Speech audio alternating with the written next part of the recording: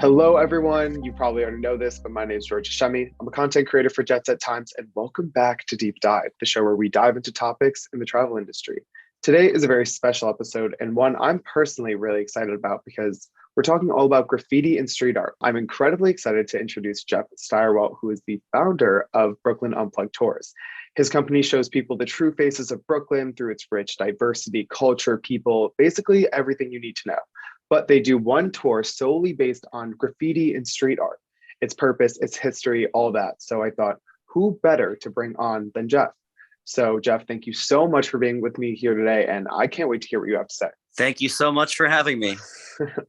All right, so first, before we really get into it, how would you describe graffiti and street art? Are they the same thing? Are they different? What do you think?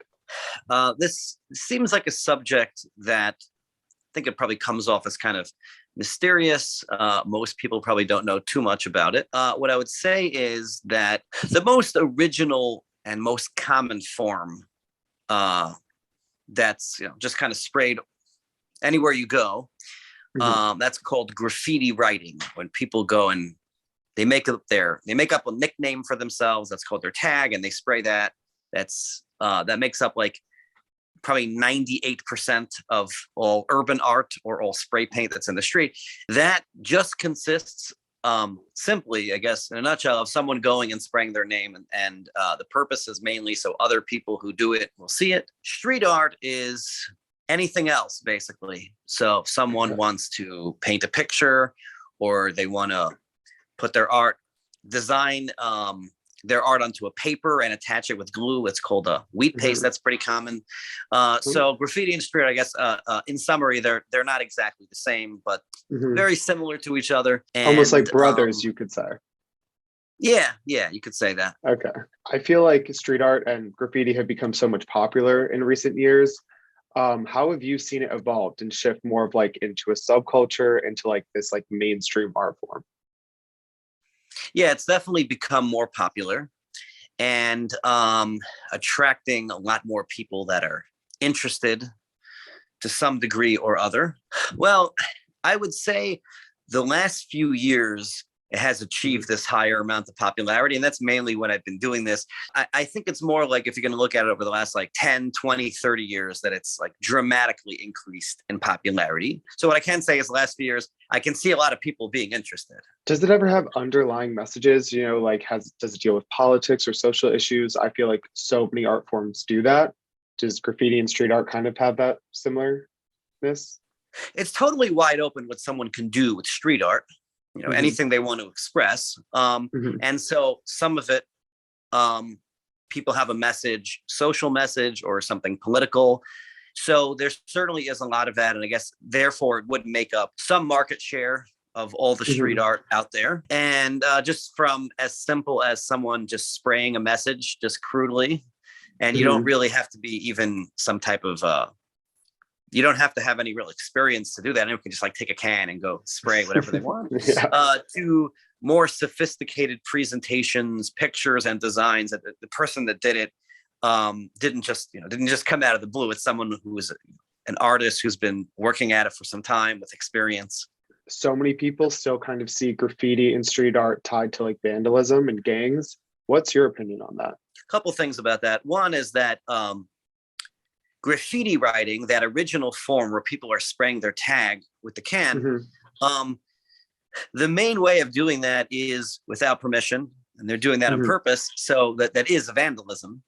And by definition and by intention, people would associate it with vandalism, is that there's a growing amount of authorized stuff where the people do want it, or they do like it, or they're even seeking out an artist to do it, or in the case of the famous Banksy, they feel lucky if he came and did it there. Going off of that, how do you get authorized to go do like street art or go spray paint a wall or something? Like, do they have to interact with the city, with the owners of a building? Like, how does that process work? Just one more thing I want to say, I'll get to that, which is I guess since the core of graffiti writing, people are on purpose doing it without permission.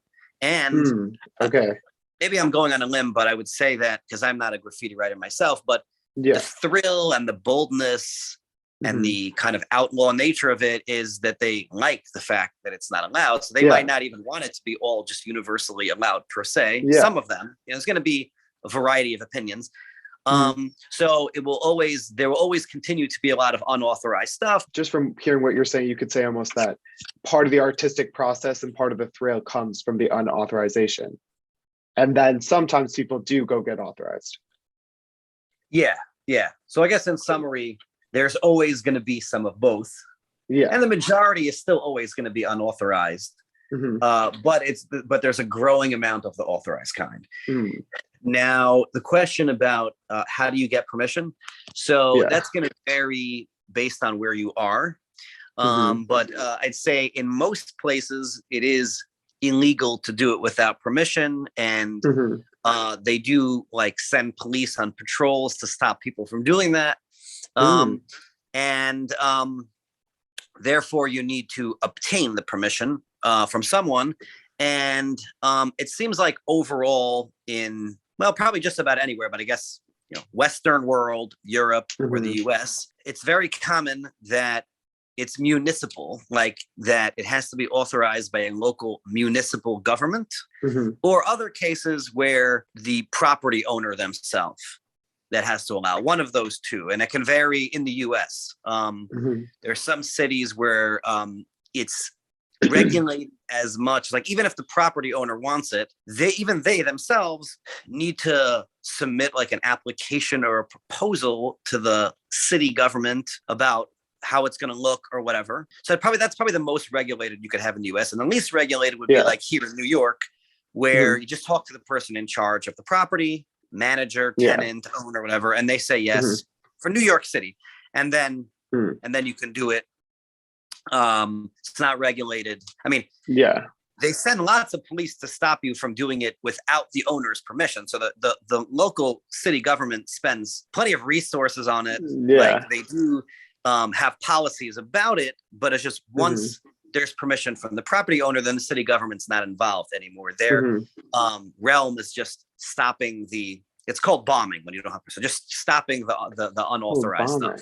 Focusing on Brooklyn and New York specifically, it seems like graffiti in my eyes would evolve with the city in a way. And I know that, for example, Brooklyn has a lot of areas of gentrification and things like that, or a lot of social movements happen there. Do you see graffiti and street art ever interacting with those things, or ever like evolving with a city, say like Brooklyn or a neighborhood like Brooklyn? Yeah, I think you can say that. And yes, Brooklyn is a good example of this. There's a lot of this happening in Brooklyn. Well, there are neighborhoods that a lot of artists have moved in there, and that includes street artists. So they're putting up a lot of street art.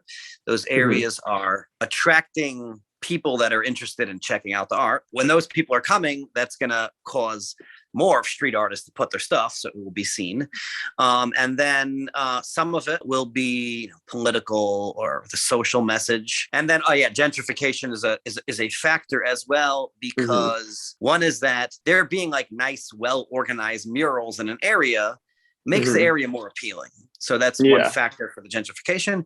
And then also, interestingly, I guess, when an area is getting more gentrified, some of the murals, they were painted on walls that were kind of neglected, where the owner didn't really care.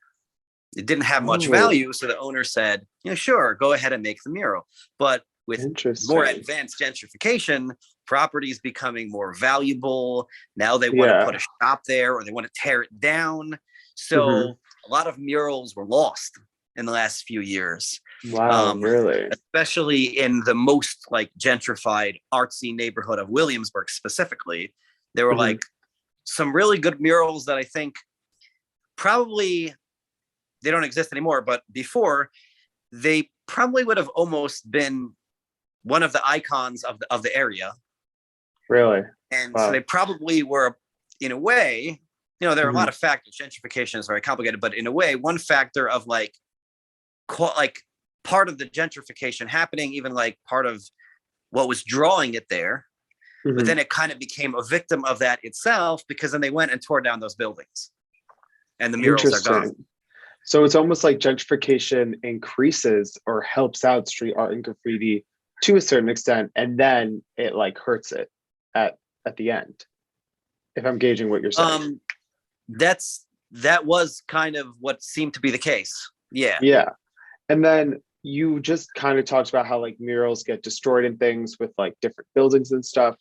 Since most of this stuff is unauthorized, does that mean that like, do pieces ever have a shelf life? I guess what I'm trying to ask, when they get painted over, like, or is it just kind of like when the city or a building owner decides what they want to do with their building, that graffiti is just kind of gone or destroyed? Yes to all of the above. So Okay. I would say, all right, I guess probably I just offhand think of like Mhm. three possibilities that could happen. I mean, Mhm. some murals, they just managed to stay for a very long time. But Mhm. otherwise, one is that some people bombed on top of it, like they spray without permission and they damaged it. Okay. Another possibility is that there was a decision to switch that one, to swap it for a new mural. So they Mm. cover that, paint fresh. And another possibility could be that they stop having a mural there, like if they tear it down or they Mhm. decide to change, like the owner. It happens a lot. It has happened a lot in Bushwick, Williamsburg, where it was just like a pretty industrial wall, just a blank Mhm. wall, and there was art there. And then it Mhm. was like, okay, now we're going to make that into a storefront. So now they're going to come to the Mm. wall, break a big opening for a window and a door, and the art is gone. Yeah. You mentioned that sometimes they switch the art. When they're doing that, are they having a conversation with the artist about it? Or like, how does that process happen? Are they going to say the artist who did the initial mural and they're like, we want you to do this? Or do they, the owner of the building, say, just decides it and then goes to like whoever? Well, there's a couple of factors, I guess I would say. Now, as per, I guess, the way the rules work, Mhm. laws, person in charge of the property is in Mhm. charge of the wall and is in charge of what's going to be on there, including a mural. Okay.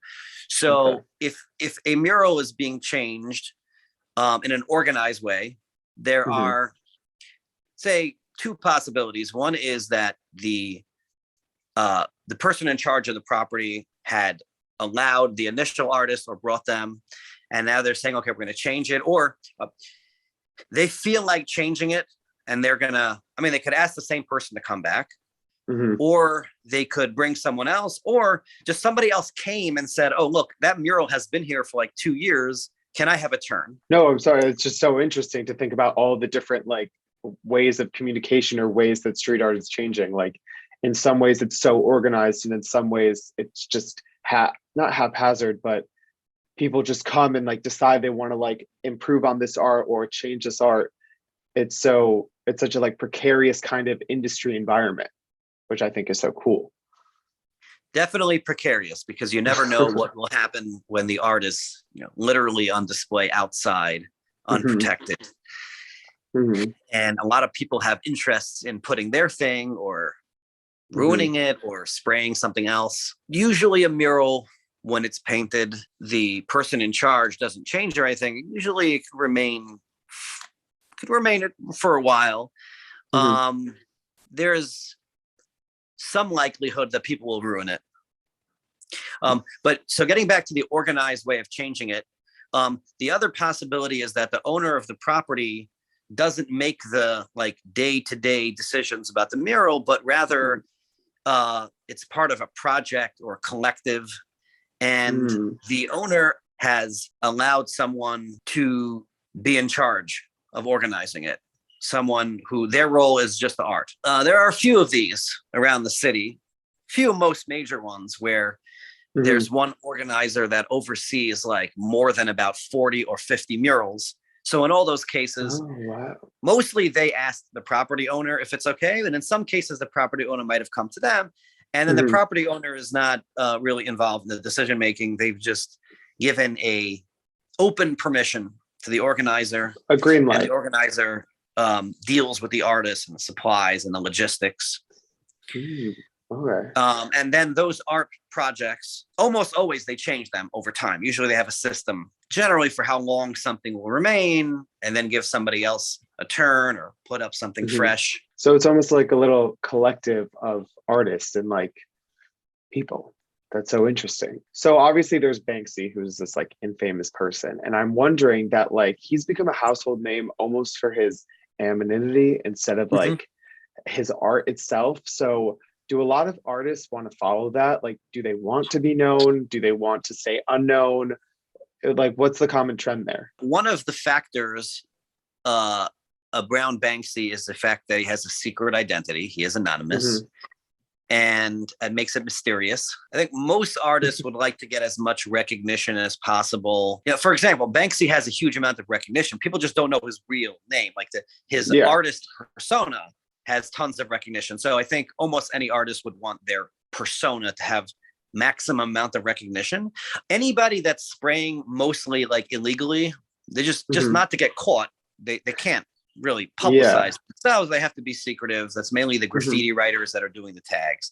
Among the street artists that are making more pictures or social messages or more sophisticated installations, like Banksy. For example, Banksy is not a graffiti writer because he's not writing his name. And if he did, he wouldn't be this famous because it would be probably a lot less interesting to people. With his pictures, they have a message, they are amusing, they're clever. So I'd say he's a street artist, and I'd say that's a little more sophisticated from a tag. So among people that are doing street art, most of them, they're not anonymous. So if you paint murals, for example, it's pretty hard to be anonymous because like Banksy's thing can take a couple of minutes. Like his signature stencil is just like it's one color, it's black. And it could just be sprayed somewhere very quickly. If you're making a mural, like you're gonna paint a portrait or some kind of picture, it could take days, one day or multiple days. So it'll be harder to be anonymous like that because anybody can see you when you come by there. So I guess that's one factor. And so overall, I'd say a large amount of street artists, probably the majority, are not operating with secrecy and anonymity like Banksy. I guess another factor would be also kind of social. There's a lot of networking as an artist, like events, parties, and things like that. And that's how you could get opportunities, is to go there and meet people. They could be other artists, so it'd be like you kind of just connect with them to network, or they could be bought, like they might want to buy your art. So I would say that it's going to be more difficult to be successful if you don't, like, for example, don't go to events because you're anonymous. So there are some people out there that I think are probably kind of taking that track. But I'd say large amount, probably the majority, they aren't taking that track because it's going to be more difficult. So it's almost not that these artists are anonymous. It's just that they go by these personas more just because a lot of what they're doing is unauthorized, which would make sense that you're not going to use your real name. So among anyone that's doing the graffiti writing with the tags, that's never their real name. That's a pseudonym that they made up. Among the street artists that are making the more pictures, murals, or stencils, it's a mix between those that have an art name and those that go by their actual birth name. And then others have they have like an artist name. But yes, like you said, they are still mostly not anonymous. I guess as for why they have an artist name, one being because it can be more fun or more interesting than their real name. It could be something amusing, or it could be connected to the type of art that they make. Also, since street art has an origin in graffiti writing, it seems like there's like a precedent of doing that, of like making up a name when you're going to go put your stuff in the street. And I'm not sure if you know this, but is street art and graffiti become more like respected in the art world? Let's say like in traditional like sculpture, painting, is that respected in that space, or like do they clash? I'm not an authority on the greater art world, but I think it has become clear that street art has entered more into that, infiltrated more into that over the years, like especially Banksy. Over $1 million has been paid for some of Banksy's work. Somebody paid $100 million for Basquiat, who I guess you could technically consider him a street artist. So they have, they've been brought into top galleries. And I guess I'm sure there are, and this is where I'm not an authority, I'm sure there are maybe people in other realms of art that look down on street art. Mm-hmm. Seems likely. Mm-hmm. The whole thing had been looked down on overall in the past, especially when it started out. Just as last question, is graffiti ever like a gendered space? Is it a predominantly male industry? Do you see a lot of female artists? Like, what's the demographic there? Okay, it's definitely male dominated, Mm-hmm. but women are claiming a larger market share.